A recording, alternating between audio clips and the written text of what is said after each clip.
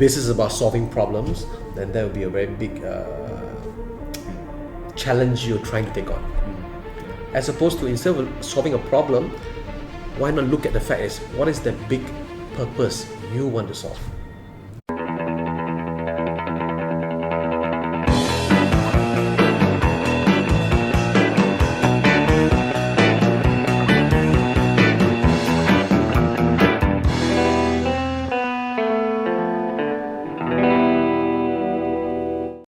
Okay, welcome to another episode of Startup Zone Weekly Talk. Today we have Dato James Fu with us, founder of 80 Startup, so I call him Mr. Startup. Very happy you're here today. Thank you very much. Thank you for inviting. Yeah, thanks for coming here. So as I mentioned already, 80 Startups is very impressive, but we want to understand first, from how you grew up, how you were in school, how did that all happen? So if you can just introduce yourself. Sure. Well, I'll just start with, was founded more than 80 startups, but what's left today, I think it's about 23. What's left is 23. And we'll talk more later on the stage. But where I was from, was that right? Yeah. So where I was from was, family from Teluk Intan. It's up north, somewhere near Ipoh side. Okay. So family was from there. My dad actually, his father came down from China. Literally swam down from China, and literally, my grandfather actually swam down from China, right? Literally, and my dad was, I think, the eldest in the family of 5.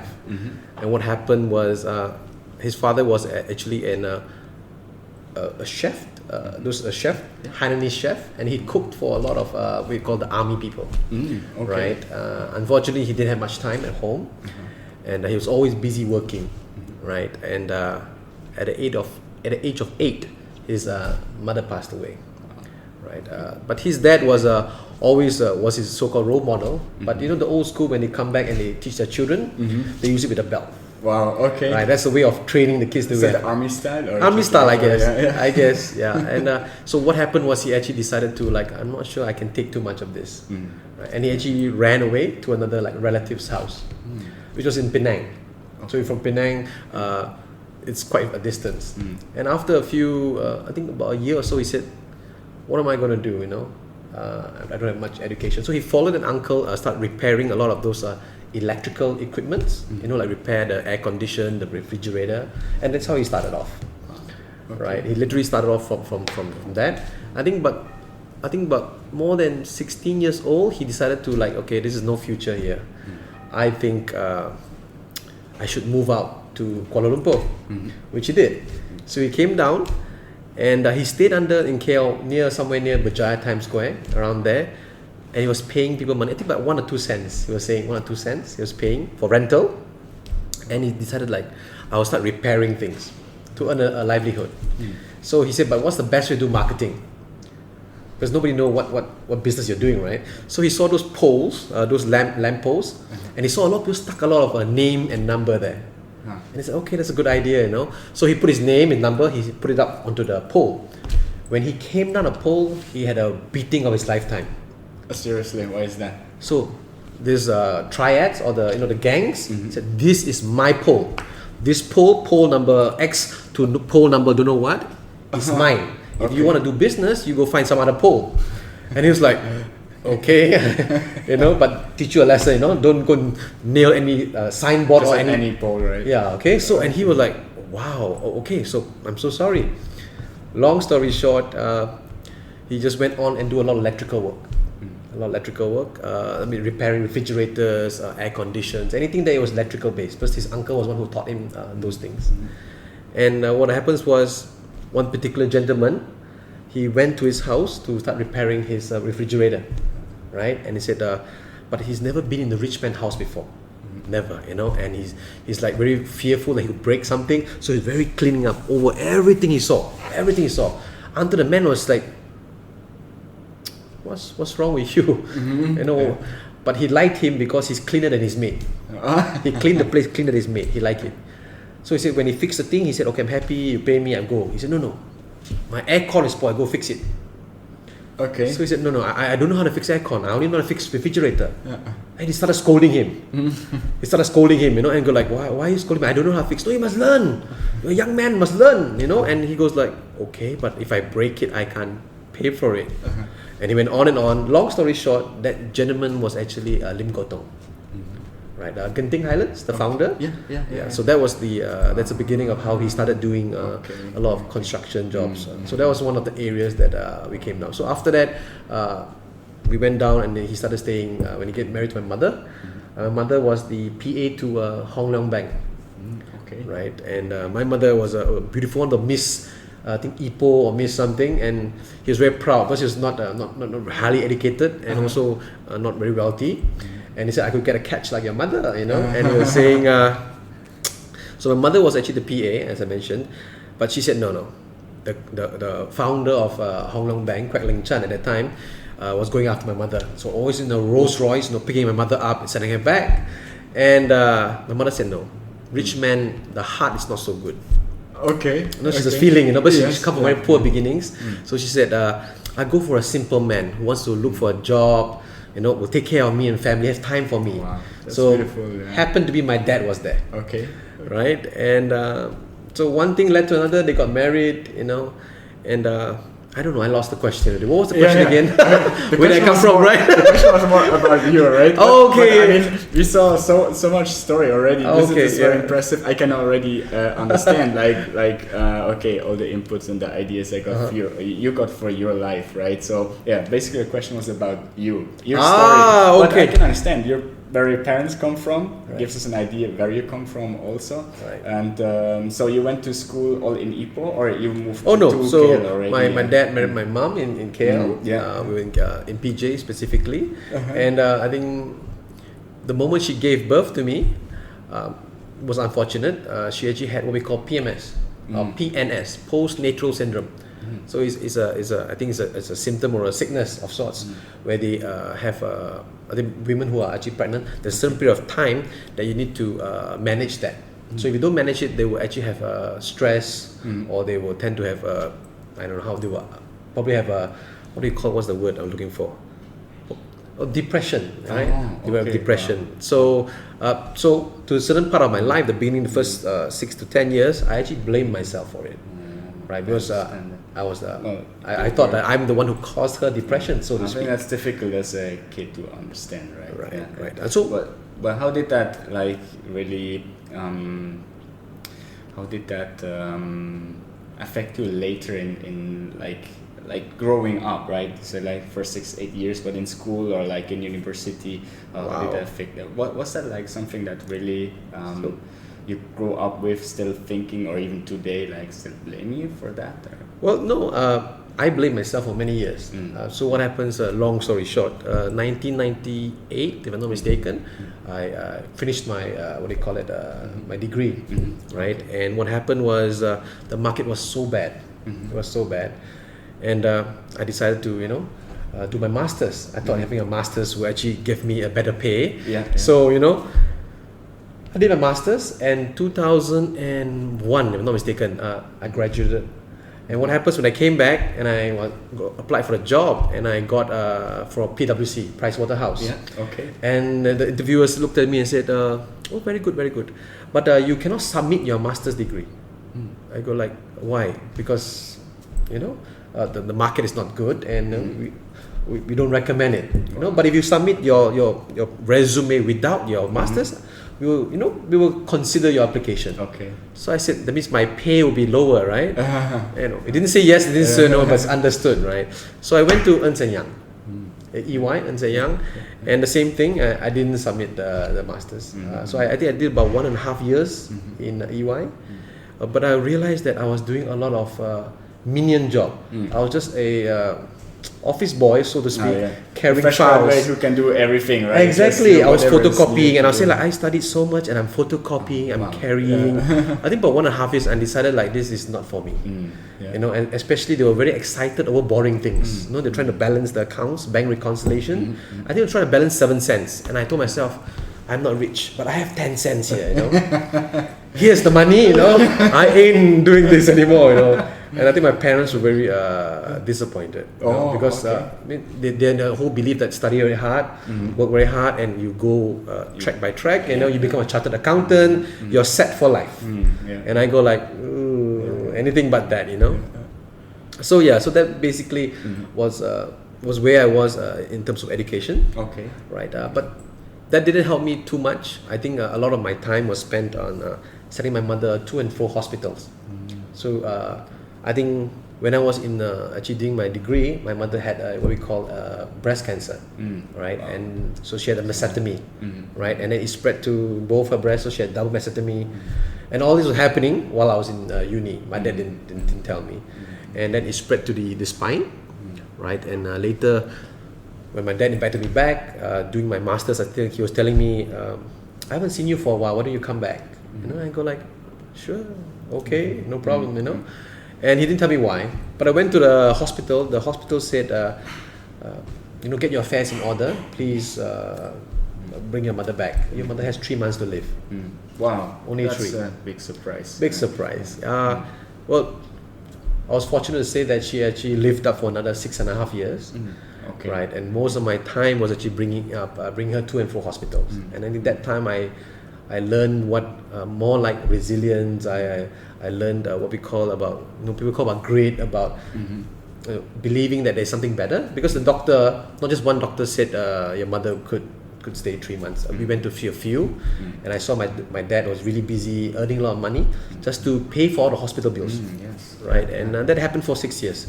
I think we went to see the Chinese, Malay, Indian. We went to see all the different type of beliefs or alternative medicine just to hopefully cure her. But at that time was not so savvy in terms of technology.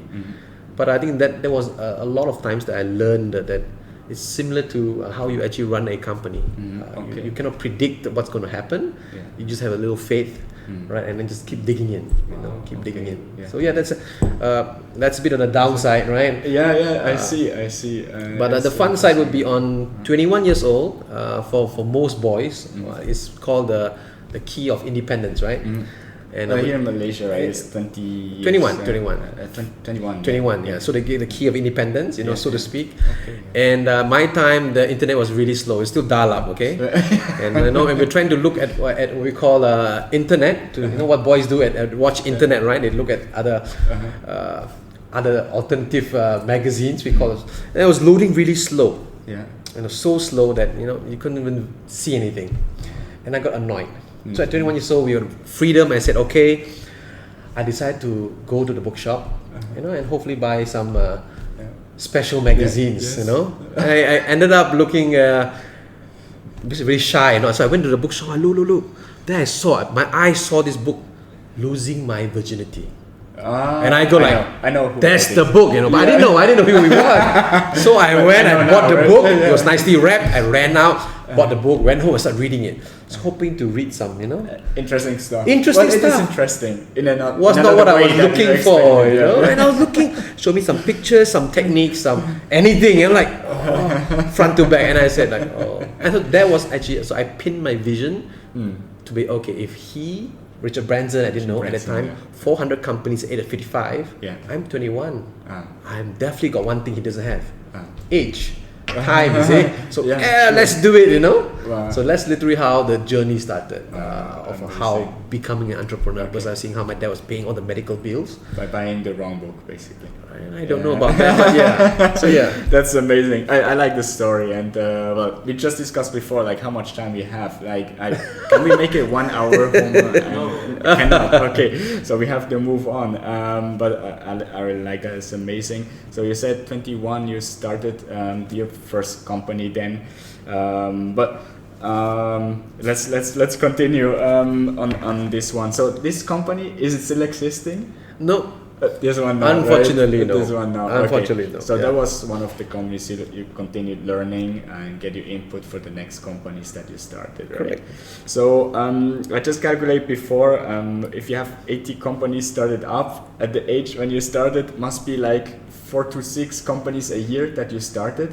That is impressive number. So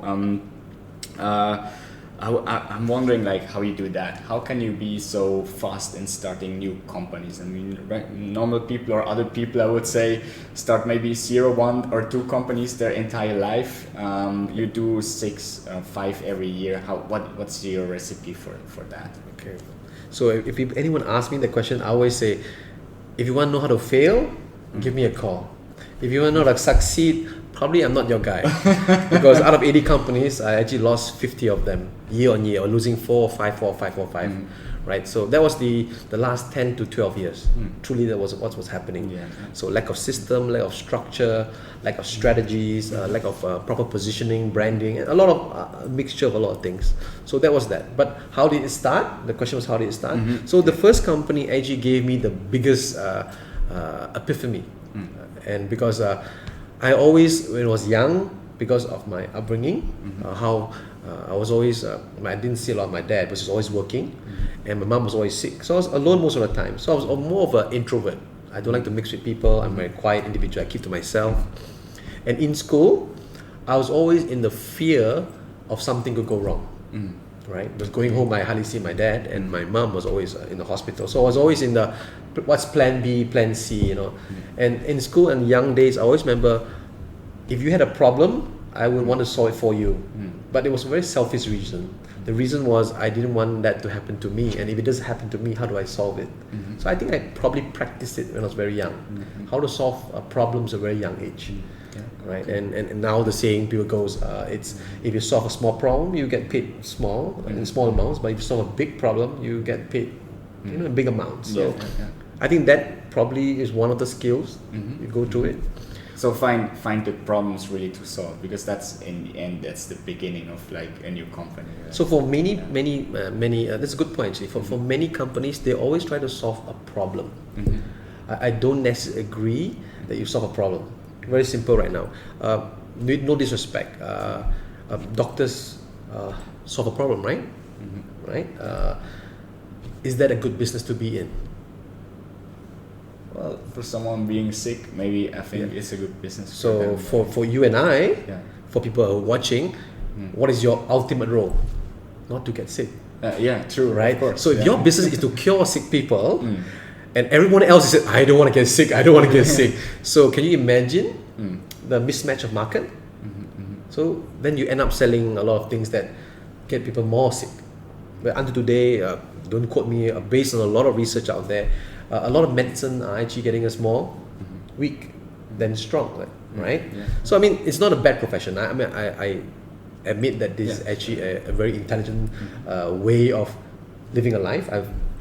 I've seen many doctors who help my mom go through those things. I'm just saying that if you want to go head on and say that this is about solving problems, then that would be a very big challenge you're trying to take on. As opposed to, instead of solving a problem, why not look at the fact is, what is the big purpose you want to solve? So it's more positive aspect. What's the problem, but what's your purpose? So if you ask yourself, right now, or this is the pain in the market, I solve it. But how long can this last? We don't know. Right? But if I want to solve a purpose in life, or purpose in my business, then I know that this can grow on a scale. Right? So that's a different perspective. So when people ask us, what's our purpose for our publishing company, one of our companies that I have, that I founded with my friend, so I said, so we help ordinary people get recognized, right? Be remembered and not be forgotten in over 150 countries, in 30,000 platforms, across 30,000 platforms, via book publishing. So that's my purpose. We believe in actually capturing each and individual stories. So every business out there, if you're looking at solving a problem, I think we do not know when the problem will last or when it gets solved. But if you look at the purpose, then it drives you and your entire organization.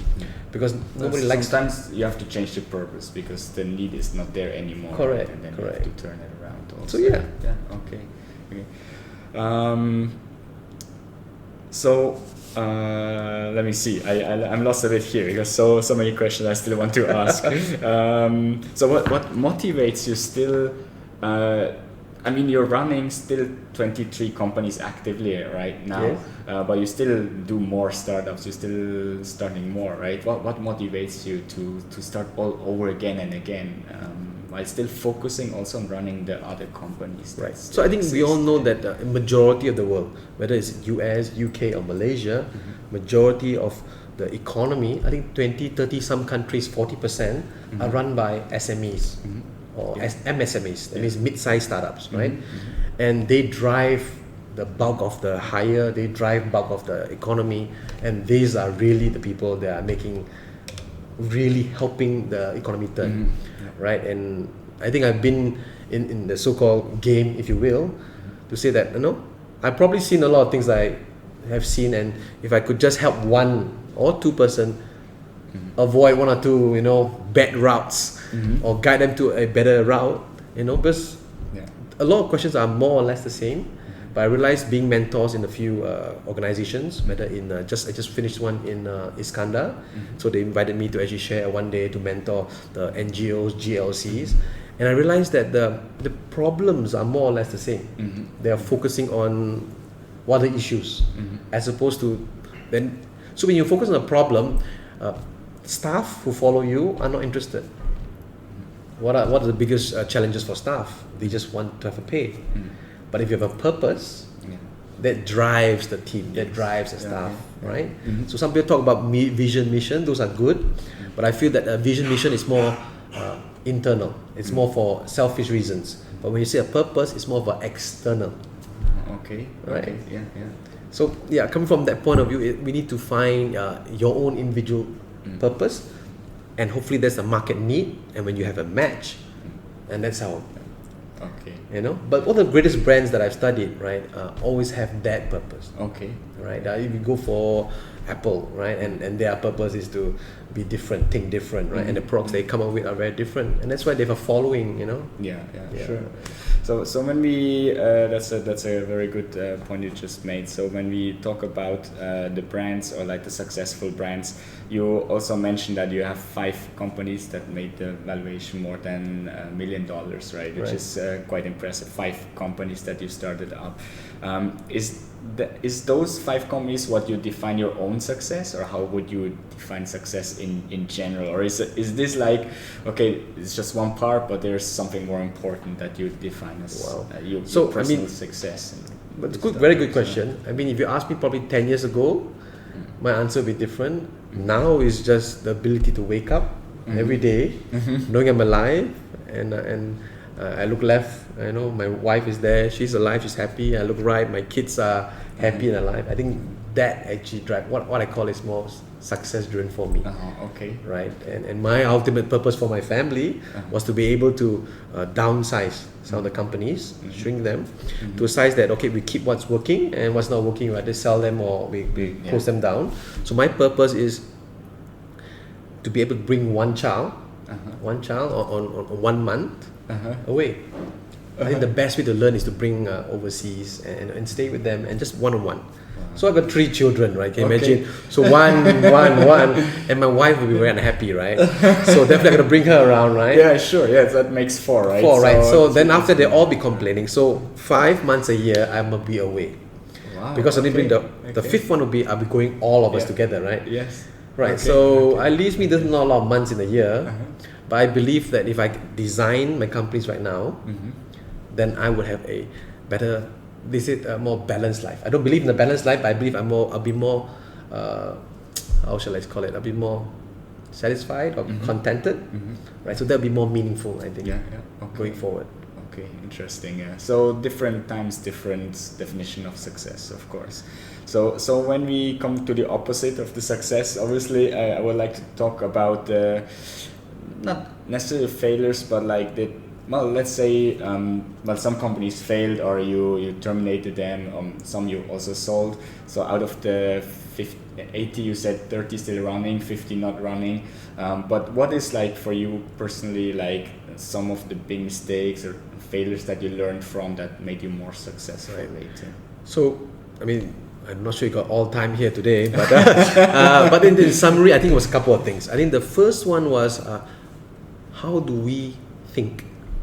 You'd be surprised. I was doing a lot of reading and a lot of meeting a lot of founders or company researching. I said that in general, most people do not know how to think. We always think it's very simple. Just think, And I realized that why do Fortune 500 companies, why I think a good 40%, if I'm not mistaken, are actually Jews. They're not even us. They're not even Chinese, Malay, Indian. They're none of those. But why? Yeah. So it's because of their upbringing, how they were taught to think. Okay. So one of my good friends was fortunate to actually live with a Jew for about 9 months, and it blew his mind. He said how they raise the child up versus how Asians raise a child up are entirely different. Yeah. Right? And if I could share, one of them was at 1 year old, they teach their child the reality of life. For us, it's no, you can't watch this movie, you can't play this iPad, you don't do this, it's everything a no. It's 9 out of 10 things you say no to, right? Yeah. But for them, they show them the reality of the world. That's number one. Number two, they actually ask them very insightful questions. They teach them how to think, and they have conversations about those. For us, for Chinese especially, right? If you have some comment or feedback, they keep quiet. Follow me. I'm right. The whole saying of I eat more rice than you eat more. Some there's a saying about it. And I go like, okay, but imagine having that, growing up from that, having a constructive conversation at the age of 1. It's a different way to grow up. Yeah. Right? Yeah. So I mean, a lot of people tell me running a business, doing a startup is a numbers game. If this one don't work, we try another one. So I had that mentality, right? And I'm going like 1, 2, 3. If this won't work, this will work. But I realized I was very naive because there was no mindset. My mindset was not right. I didn't know how to think of the right things. I didn't have the right skills. I didn't have the right tools, and my heart was not in the right place. Okay. So people are actually, a lot of people do startup. Let's be honest, their skills are not very high, but their mind is like super optimistic. Everything is possible. Nothing is impossible. Okay. Right? So they lack the skills. The tools they probably leverage on technology, but what's missing, I realized in the past many years, is their heart. Their heart is not in the right place. So for my dad, at that point of time, he had no choice. In the sense, I can only do construction business. I don't have a freedom of choice. If this doesn't work, I will try something else. If this doesn't work, I try something else. He said I have to make it or break it. But for us right now, we are more towards quality of life. So you would say there's no specific thing you could really say as like what you learned is like everything, right? It's like a lot of learnings, a lot of failures or things you have to adjust to make it better. Is that what you? Yeah, I mean, for me was, if you want to, probably you want to take another session on just 3 days, just to explain. But the fact of the matter is, how is our ability to think? That's the first one. The second one are the levels of skills you have, right? And then after that, what sort of tools you have. So I always share this when people ask me, how do you find your co-founder? How do you find your business partner? And I said, 10 out of 10 times I ask this question, everybody will say, first one they'll say, is he rich? Right? Does he have finances? Does he have firepower? Does he have, that's the number one criteria. Okay. Number 2, if he's rich, he's not so rich, but he's well connected. This guy, if I call Patrick and he goes like, who do you want to know? And I'll connect you. He's the guy. So well connected. The third one he look for is, so I'm not so rich, I'm not so connected, but he is super, we call a savvy in terms of certain skill sets. Right? It's like very technology. Just give him some device, you're like probably hack it. Number 3. Number 2, very, very skillful. So doesn't use a lot of tools, but maybe he's very good in sales, very good in marketing, right? And I said, none of this should be your top criteria. There's only one criteria. The first criteria should be the attitude of the founder, integrity of the founder, trustworthiness of the founder. Most people end up doing it the other way around. Are they rich? Are they well connected? Right? And I said, no, it should be this way. Look at the attitude first. Can I trust you? So when I trust you, there are 3. Can I trust you with my life? Can I trust you with my wife? Can I trust you with my money? If you think about it, right? Most times our friends, our brothers, we trust them with our life. money and wife, you're like, maybe not, So, that's a 3 level. Do I trust you? I say, yeah, I trust you. With my wife and my money, I'll think about it, But my life, I trust you. Okay. Right? So that's a level of trust, right? So I need to rethink about that. It's like interesting. It's an interesting point, I would say. Yeah. Especially you separate by what you trust, right? It's not Correct. just a general question of trust, right? It's Correct. like what you're trusting. Right. So how are we giving micro promises that people can trust us eventually? Okay. Right? Okay. But most people don't actually jump into, it's almost like when we go on a date. Like the first time I meet you, marry me. Yeah. I mean, the girl will run away, and you're like, you take time. Yeah. I don't know what day my wife actually fell in love with me.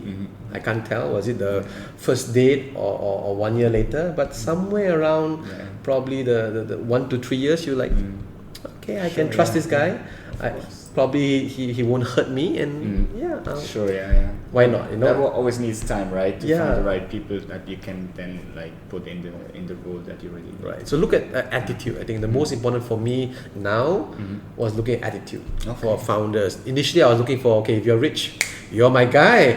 You're connected. Yeah. Let's work together. You are very skillful. Let's work together. Now my priorities are very clear. Okay. I have a few conversations with you, and if I found out on certain meetings, it's very simple. How do you know I can trust you? If we say that we meet at 2:30, I expect you to meet here at 2:30. I mean, if something happens, then it's fine, But at 2:45, you don't call me. At 3 o'clock, you don't tell me, and you go like 4 o'clock. Oh, I'm so sorry, And that's the first time, fine. But if it happens 1 or 2 times, you kind of know probably how you do anything is how you do everything. Yeah. If I can't trust you with the small things, can you imagine trusting you in a big company? So I think those were my little takeaways, learning, growing. That's awesome, man. Thank you very much for sharing that. That's Happy cool. I want to direct the discussion now to the local market here, and I heard or follow a lot of discussions always when companies grow out of Malaysia, they become big or bigger, and then the discussion is Malaysia still the right marketplace or the right place to be with the company? Like the so-called unicorns, and of course always Grab comes into discussion. At a certain size, it moved into Singapore. It's still a Malaysian company, but not really. Now it's a Singaporean. What is your point of view in this? What is your the challenges you faced in the Malaysian market? Was it for you even like at one point important or an idea? Oh, I cannot do whatever I need to do here in Malaysia. I need to like sign up the companies in Singapore or other countries, right? Okay. Very good question. I get it a lot. But how I come at it is very simple. Regardless of where you're born or what company you start up, there's always opportunity. Most people cannot spot opportunity. Most people focus on their problems, pains, right? Now, opportunity is everywhere. Do you have the right perspective to capture it, right? Most people just want to solve a small problem, So I look at the fact that I think countries like Malaysia is amazing opportunities, right? And if you live in other countries, you may not get this kind of opportunities. And when times are bad or there's a change of government of sorts, where there'll be an excuse or reason to why business are not performing up to the optimum, is the fact that they do not want to change or pivot, right? And they tend to focus on, this is bad, economy change is bad. But truth be told, in the worst of economies, most millionaires are born. Oh, is it? Okay. Go to research. Go read your TED. I've seen a lot of TED talks, done a lot of research. In the worst of times, most millionaires are born. Why aren't you and I in that statistics, in that category? Why are we saying, we can't do it, right? So that gives me going. So what do those people have that we don't? In terms of their mind, their skills, their tools they're using, what do they have that we are not open to? And that's what I look for, right? And look at that, because I think Malaysia is abundant of opportunity, right? Right. Start with the attitude, and then you get all the things right. I've seen it happen so many times. A lot of times, a lot of companies, they come to me when I mentor them and advise them. I realize their partners have issues, right? Not even the system, not even the structure. They have probably team issues. Yeah. The team do not want to listen to them, right? And they're working very hard, but they're not working smart. So I think that's hopefully that answers your question. Yeah. I mean, it partly answers it, of course, but I can understand what is your point or your takes from this, and I think it's quite interesting and helpful. And I hope also helps the larger companies to understand why they should stay or can stay also in Malaysia, right, to be successful. Yeah. So you just mentioned mentorship or companies that you're mentoring. I think maybe the audience here want to know also how can they get mentorship from you? What is for you the key points that you are interested in a company or a mentorship to individuals? What really attracts you? So I don't mentor. I don't specifically go out there and mentor people. I have. To be very honest with you, I've actually picked certain companies that I feel that they have a better growth, right? And they're willing to listen, right? They're open, they're teachable, and then I help and mentor them. So many times right now I've coached companies who are actually from almost bankrupt to multi-millions, short 2 to 3 years. Okay. Right. But if you must, a lot of mentees, a lot of friends, a lot of colleagues been asking to share a lot more like this, giving me the privilege to share. So the first time, this Saturday, I think it's somewhere in Bangsa, in Saturday, right, from I think half a day or 1 day event, right, I'll be actually sharing the frameworks, the systems that actually came together that I built, right, and we took a team of friends and studying a lot of companies. Right, and that will probably be a first start to see whether we're a good fit. So I think it has to be both ways. So that's this Saturday. Saturday. I'm not sure when we're publishing this is October 12th, right? Yeah. That's right. Yeah. So it's a public event or? It's an invite-only event. Invite certain people. It's not for mass market. Okay. Right, and so December I'm launching my book. It's called the Art and Science of New Profits. Okay. So in this day and age, I think majority of companies are unable to see where the new areas of profiting is. They're very fixated on just making money this way. But I realized there are actually 3 different ways that you can monetize almost across regardless of the economy. That's your third book already. Third one, that's right. Third one, yeah. Okay, that's cool. I remember. Yeah. I noted it somewhere, so it's good I remember correctly. I think we come to final questions. I talk about you mentoring companies, but who were your mentors, who or your role models, who were the people you obviously Richard Branson was one of those I just learned today, which I think is great. I also read a lot of his books. I think they're awesome and taught me a lot also for running businesses or how to even life lessons, I would say. Or who else is in your list of mentors? So I think top of the list, seeing how my dad ran his companies. Right, how he ran his construction company, and that gave me a lot of knowledge to spill over. That's the number one. Number 2 was the fact that I read quite a lot. Right, Asian people don't read a lot, but the CEO of US or American companies, they read on average about 5 to 6 books a month. Right. So we don't read 1 or 2 books a year, So apart from books, it depends on how you get engaged. I spend a good every quarter, probably 3 to 4 days attending seminars. Right, so pick a seminar that is different that you need to grow in. Don't pick a seminar you like. A lot of people go for seminars that they like. I want to learn, right? And I pick for seminars that I want to grow. Probably I'm weak at in terms of my skills or my tools or my mindset, and then I go and improve it there. So I'll pick seminars to grow, right? And that I think that has helped me in terms of the books, in terms of seminars, and also speaking sometimes to real people who have just been there and done that. Okay. Right. Good.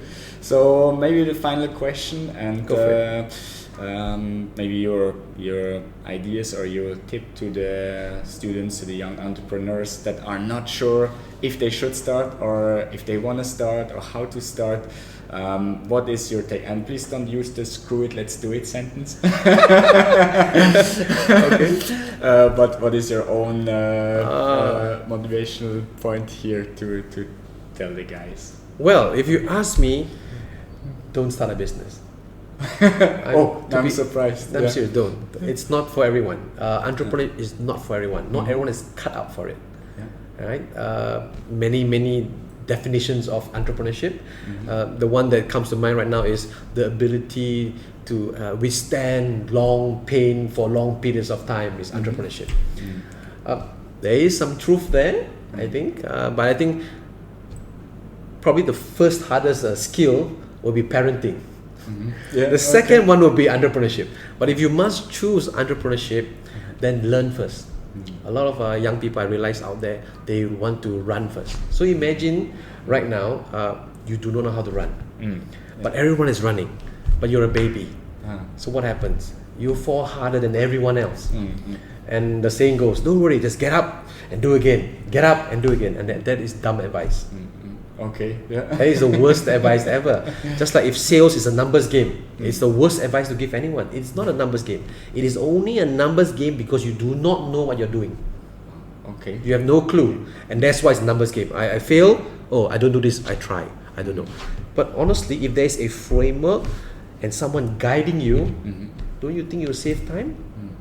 So instead of being fixated that I can do it myself, the simple way is, who are you surrounding yourself with? Are you networking upwards? A lot of your network, same. Right? So I call this the 33% rule. Over a period of 1 year, take your calendar, you mark it out. 33% of the time you spend with people who are 5 to 10 years above your age. Spend time. Another 33% you spend with people who are same level with you. You can bounce ideas off, you can say some silly things. And the next 33% of the time you spend with people who are up and coming. Right? So, I mean, just having that, just look at your circle. Most people will spend time with either the middle or the lower. They don't spend time with people who are actually 5 to 10 years either in the industry or been there. That's awesome. I think that's a very good last sentence to close this interview. Thank you so much thank you for coming and sharing. I hope it was as valuable to you as for me also.